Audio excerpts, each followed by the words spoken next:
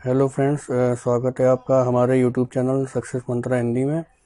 और आज हम बात करेंगे डीएलएड का सेकंड सेमेस्टर का जो प्रोजेक्ट वर्क है। तो उसमें हमारा विषय है आज का सामाजिक अध्ययन। तो सामाजिक अध्ययन में जैसा कि आप स्क्रीन पर देख रहे हैं, ये 5 आपको ये टॉपिक दिए गए हैं। भ्रामक सूचनाओं के प्रसार एवं उनके परिणाम पर रिपोर्ट तैयार करना है। दूसरा टॉपिक है किन्हीं 10 वस्तुओं के 10 वर्ष पूर्व व वर्तमान में हुए मूल्य परिवर्तन पर या तो आप पीपीटी बनाइए या फिर कोई चार्ट तैयार कीजिए। तीसरा है तो 5 बहुराष्ट्रीय कंपनियों की सूची बनानी है जिनका हमें उद्गम स्थान यानी कि कहाँ वो स्थापित की गई और वो कौन कौन से प्रोडक्ट उत्पाद उनके द्वारा तैयार किए जाते हैं। चौथा है कि खाद्य सामग्री में जो मिलावट और घटतोली होती है उस पर आपको कोई कहानी लेख लिखना या वीडियो। तो जैसा कि आपसे कहा गया है कि घर पर ही उपलब्ध सामग्री से ही आपको बनाना है, तो आप इसके लिए जो है घर पर उपलब्ध सामग्री से ही बनाइए। पीपीटी का और वीडियो का आपको कोई ज़रूरत नहीं है।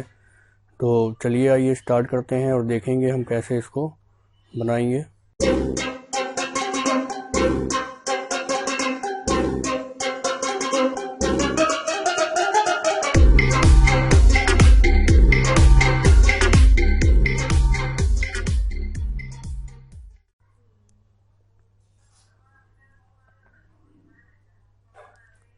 तो सबसे पहला जो टॉपिक लिया है यहाँ पे भ्रामक सूचनाओं के प्रसार एवं उनके परिणाम।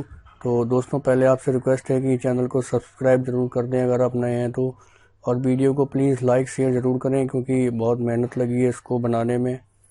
और आप देख रहे हैं कि कितना कुछ मैंने लिखा है इसमें।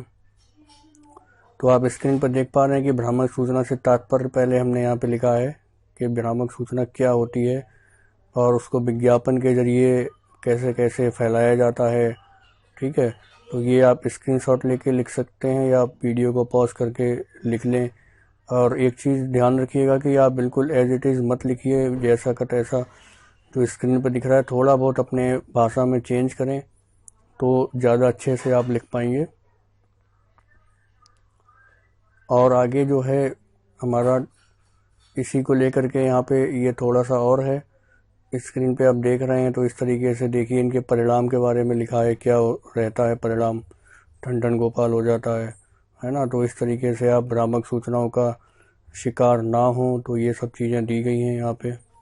यही आपको बताना है बेसिकली कि आप कैसे भ्रामक सूचनाओं के बारे में सोचते हैं और उनसे कैसे बचेंगे। ये सब चीज़ें जो हैं आपको प्रोजेक्ट में दिखानी है। तो दूसरा जो टॉपिक है वो है 10 वस्तुओं के 10 वर्ष पूर्व वर्तमान में हुए मूल्य परिवर्तन का चार्ट बनाना है। तो हम यहाँ पे चार्ट बना रहे हैं, पीपीटी नहीं बना रहे हैं क्योंकि उसके लिए कंप्यूटर वगैरह चाहिए होगा। तो आप लॉकडाउन है तो काफ़ी दिक्कतों का सामना आप लोग कर रहे हैं और फिर भी आपको प्रोजेक्ट बना के सबमिट करना है। 19 तारीख लास्ट डेट दी गई है। तो यहाँ पे हमने पहले पिछले 10 वर्षों की अपेक्षा वर्तमान में लगभग सभी वस्तुओं के मूल्यों में वृद्धि हुई है ऐसा करके दर्शाया है। ऐसे बहुत ही कम उत्पाद हैं जिनमें कुछ मूल्यों में कमी हुई हो। तो 10 वर्ष का अगर आप कंपेरिजन करेंगे, तुलनात्मक अध्ययन करेंगे, तो आपको ज़्यादातर वृद्धि ही दिखाई देगी मूल्यों में। तो ये थोड़ा सा स्टेटमेंट आप अपनी भाषा में लिख दीजिए। उसके बाद में मैं यहाँ पे कुछ 10 वस्तुएं या 15-16 वस्तुएं आपको दिखाऊंगा जिनके आप जो हैं मूल्यों में परिवर्तन देख सकते हैं कैसे कैसे किए गए हैं। तो देखिए, यहाँ पे जो मूल्य वस्तु है वो है मूवी का टिकट है। तो इसमें देखिए यहाँ 2008 और 2018 है। तो ये डेटा मैंने कहीं से निकाला है बहुत मेहनत के बाद। इसलिए आपसे फिर से रिक्वेस्ट है कि चैनल को सब्सक्राइब कर दें और वीडियो को लाइक कर दें। तो यहाँ पे जो ये 2008 और 18 लिखा है तो इसकी जगह पे आप 2009 या 2019 लिख सकते हैं। ऐसा कुछ भी नहीं है कि आपको मना है। तो ये लगभग जो रेट है, जो मूल्य है वो सेम है। तो आप देख रहे हैं कैसे अंतर है। 2008 में 120 था, 2018 में 475 हो गया। उसी प्रकार यहाँ पे दूसरी वस्तु है किंगफिशर का जो बियर की बोतल आती है वो 60 रुपये की थी, 120 यानी दूना। तो इसमें आप एक सूची या सारणी यानी टेबल बना करके चार्ट के थ्रू पेपर पे दर्शा सकते हैं। तो उसमें आप कॉलम लिख सकते हैं कि उत्पाद का नाम और सन 2009 में उसका मूल्य, 2019 में उसका मूल्य, और चौथा कॉलम आप बना सकते हैं प्रतिशत वृद्धि। तो अगर आप प्रतिशत निकाल पाते हैं तो आई थिंक सभी लोग निकाल लेते हैं। तो प्रतिशत वृद्धि आप जरूर इसमें लिखिए, उससे आपका प्रोजेक्ट जो है बहुत ही इफेक्टिव हो जाएगा। तो 4 कॉलम आप ऐड कर सकते हैं। तीसरा जो उत्पाद है डेयरी मिल्क का चॉकलेट है, जो 20 रुपये का होता था 35 का मिलता है लगभग। और ये कोका कोला है 500 ml का, यानी इसको हम कोल्ड ड्रिंक भी लिख सकते हैं, ये 15 का था, ये 35 का हो गया है। चिकन 1 किलो 80 रुपये का होता था, 200 रुपये का है। तो यहाँ पे अप्रोक्स प्राइस है, लगभग है, तो आप ब्रैकेट में हिंदी में लगभग लिख सकते हैं, एग्जैक्ट प्राइस आप मत लिखिए। फिर गोल्ड की बात करें, यानी कि सोना 10 ग्राम जो होता था 24 कैरेट का 12,500 रुपये के लगभग था। आज की तारीख में 32,000 को क्रॉस कर चुका है लगभग। फिर पेट्रोल की बात करें, जो कि 50 रुपये से स्टार्ट हुआ था लगभग 2008 में, आज 77 या 78 रुपये के आसपास हो गया है। और अभी भी कीमतें बढ़ रही हैं, तो आप चाहें तो करंट का प्राइस भी देख सकते हैं गूगल पे। फिर यहाँ पे ग्रीन टेनिस बॉल है, जो काफ़ी फेमस होती थी, लोग यूज़ करते थे। तो ये 20 रुपये से लेकर के अब 60 रुपये की हो गई है। फिर ये एलपीजी का सिलेंडर है, जो लगभग 350 के आसपास, यानी 350 रुपये के आसपास होता था, जो आज लगभग 700 रुपये के आसपास पहुँच गया है। फिर यहाँ पे एक्स यानी अंडों की बात हो रही है दर्जन में, तो आप ये ज़रूर लिखें कि जो उत्पाद है वो किलोग्राम में है, दर्जन में है या इकाई में है, यानी प्रति उत्पाद है या प्रति दर्जन है। तो उससे आपकी टेबल जो बनेगी वो क्लियर हो जाएगी। तो ये 18 रुपये दर्जन से 60 रुपये दर्जन मूल्य पहुंच गया है इसका। उसके बाद है ये सिगरेट का पैकेट की बात कर रहे हैं, तो ये 60 रुपये का पैकेट जो था ये पे 160 का हो गया है। फिर ये लेज का जो चिप्स का पैकेट है 20 वाला 35 रुपये का मिलता है। अब देखिए यहाँ पे कुछ लग्जरी आइटम्स हैं, जैसे कि ये, तो यहाँ पे खाद्य पदार्थ और लग्जरी आइटम दोनों आप ऐड कर सकते हैं। तो रॉयल एनफील्ड का जो बाइक था 500 सीसी का, ये 1.1 लाख से 2.4 लाख हो गया है। फिर ये बॉर्नवीटा जो 500 ग्राम आता था पहले 124 का था, अब 202 रुपये का हो गया है। इस प्रकार से आप इनमें से कोई 10 उत्पाद लिख सकते हैं। अब जो नेक्स्ट टॉपिक है वो है 5 बहुराष्ट्रीय कंपनियों की सूची बनाकर उनके उद्गम स्थान व उनके द्वारा उत्पादित होने वाली वस्तुओं पर आपको एक प्रोजेक्ट बनाना है। तो यहाँ पे मैं कुछ कंपनियों के नाम दे दिए हैं, और आप चाहें तो मैं कुछ 5 कंपनियां दे रहा हूँ, आप चाहें तो और ज़्यादा अपनी तरफ से छांट करके लिख सकते हैं, गूगल से सर्च कर सकते हैं। तो लिखने का तरीका बेसिकली मैंने यहाँ दर्शाया है।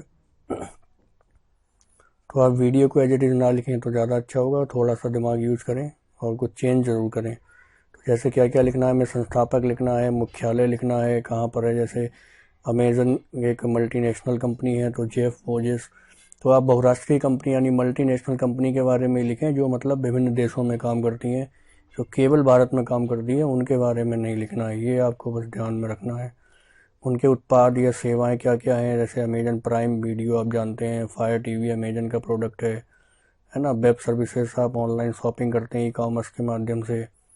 एलेविसा इनका एक प्रोडक्ट है। अमेजन का डिजिटल गेम स्टोर है, जैसे प्ले स्टोर है गूगल का, ऐप स्टोर आदि, ये सब हैं प्रोडक्ट अमेजन के हैं।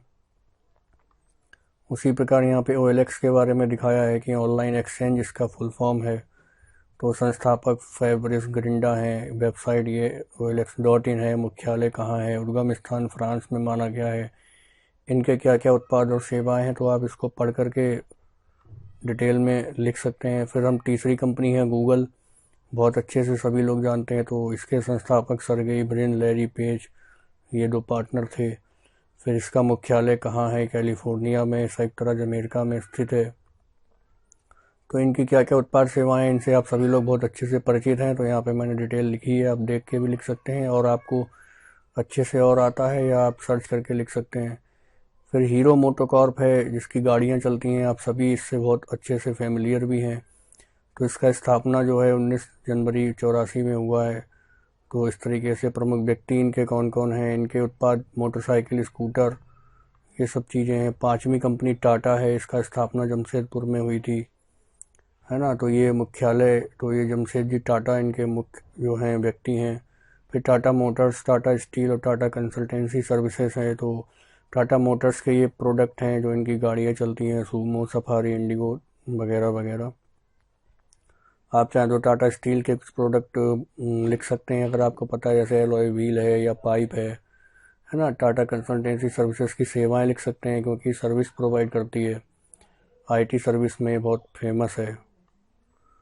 तो अब हम चौथा जो पॉइंट है इम्पोर्टेंट, ये है कि खाद्य सामग्री में मिलावट को लेकर के हमें और घटतोली पर एक कहानी या लेख लिखना है। तो यहाँ वीडियो क्लिप ना बना करके आप कहानी लिख सकते हैं। तो ये एक चित्र दिया गया है, जो कि ये एक व्यापारी है, ये किस तरीके से खाद्य सामग्री में जो है भ्रष्टाचार कर करके, घटतोली करके, मिलावट करके ज़्यादा कमाने की कोशिश करता है। तो ये सारा जो टॉपिक है ये आप लिख सकते हैं कि यातायात की सुविधाओं ने संभव बना दिया है कि खाने की चीज़ें आसानी से एक जगह से दूसरी जगह पर जा सकें और इनमें लोग मिलावट कर देते हैं रास्ते में बहुत आसानी से, जो हमें पता ही नहीं चल पाता है, और वो बहुत ही घटिया किस्म की मिलावट होती है ना। कुछ कम सस्ते प्रोडक्ट उसमें मिला दिए जाते हैं। तो कैसे हम पहचानें? तो देखिए, जैसे दूध में हमको पहचानना है तो वसा और मसालों की मिलावट होती है ना। तो ये मूंगफली के तेल में कोई सस्ता तेल मिला देते हैं, या मिठाइयों में जहरीले रंग मिला देते हैं, या फिर केसर की जगह मक्के का आटा, है ना, बूरे की जगह गेहूं का आटा, यानी मिक्स करके बूरे में मिला दिया, है ना। ये सब मिठाई में सैकरीन का इस्तेमाल हो रहा है। तो आप और भी मिलावटी चीज़ें आप अपने आसपास के हिसाब से लिख सकते हैं। फिर उनका नियंत्रण कैसे करें, इसके लिए देखिए ये चित्र है जिला आरोग्य प्रयोगशाला, है ना, जहाँ पे इनकी टेस्टिंग होती है, खाद्यान्न की जांच होती है। तो ये सरकार का काम है। तो मिलावट को रोकने के लिए भी एक कानून बनाया गया है, जिसका फूड एंड ड्रग्स के नाम से कमीशन भी है, यानी आयोग है। तो ये गाँवों में, शहरों में सभी में लागू होता है, और म्यूनसिपल अधिकारी ये कानून लागू करते हैं शहरों में, और गाँवों में राज्य सरकारों के द्वारा जो नियुक्त किए जाते हैं फूड इंस्पेक्टर जिन्हें हम बोलते हैं, वो ये काम करते हैं। तो इनका काम होता है कि सभी दुकानों और खाने के सामान आदि की दुकानों में जाएं और बिकने वाली खाने की चीज़ों की गुणवत्ता की जांच करें। तो अगर कोई गलत पाया जाता है, मिलावट पाई जाती है, तो उस पर कानूनी कार्रवाई होती है, उसमें जेल भी हो सकती है, सज़ा का भी प्रावधान है, और उसमें इनको जो है पैसा भी देना पड़ सकता है। तो धन्यवाद। तो ये आई थिंक आपको अच्छा लगा होगा, और आप प्रोजेक्ट को जल्दी से तैयार कर लीजिए, एक दिन में कंप्लीट हो जाएगा। और वीडियो को शेयर कर दें ताकि आपके और भी जो मित्र हैं, सहपाठी हैं, उनका प्रोजेक्ट तैयार हो जाए और उनको मदद मिल जाए। तो बने रहिएगा, हमारे साथ जुड़े रहिए, और सब्सक्राइब करना मत भूलिए प्लीज़, ताकि आपको और भी हम डीएलएड का अध्ययन से संबंधित काफ़ी सामग्री हम आपको प्रोवाइड कराएंगे। तो यूनिट वाइज आपको देखने को मिलेगा, तो आप सब्सक्राइब ज़रूर कर लीजिए। Thank you.